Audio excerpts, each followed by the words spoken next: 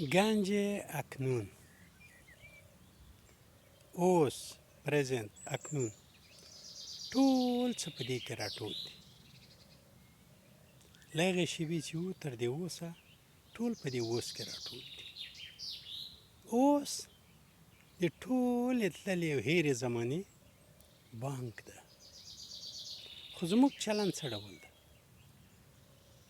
اوس پرېږدو لاړ شو تېرو ته، لکه یو بانک کې چې ننوځي یو زوړ بانک کې خپل حساب را پرانیزي. اول ته یې ماشومتوب د وخت د تنکۍ ځوانۍ د ونې رژېدلې وچې شوې پاڼې رااخلو او اوبو ته اوښکې تویو. له دې څه ترلاسه کولی شو؟ هېڅ. ولې هر څه له لاسه ورکولی شو؟ ځکه هر څه په دا اوس کې شته. اوس له لاسه ورکوو. یا د راتلونکو په چورتونو کې ځو، هغه محتمله راتلونکې، آیا زه به سبا وم یا نه؟ داسې یو یاستو.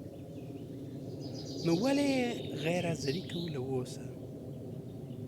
اوس ته باید راوګرځو. ټول په دې کې راټول دي. له هغې شېبې نه چې خدای تعالی په خپل عظیم عشق سره موږ پنځولو تر دې شېبې ټول په دې اوس کې راټول دي. فقط یو مینهګر زړه ورته پکار ده د دې ستر کشف لپاره. هغه څه چې زه دا اوس څه وایم دغه ټوله تېره پکې راټوله ده.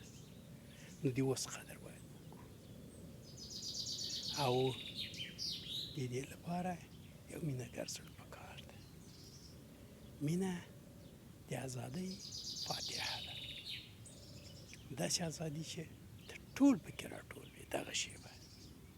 نو فکر وکړه چې ټول زمان ته یو دم راټول شي او وځلېږي، له تا به څه لمر جوړ شي.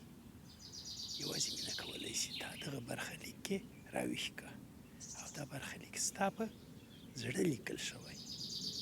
ځکه د خدای تعالی مینه نه ده دې ویلو، فقط باید تجربه شي، په فردي تجربه. زه ته هر یو د دغې فردي تجربې ډګرونه یاستو.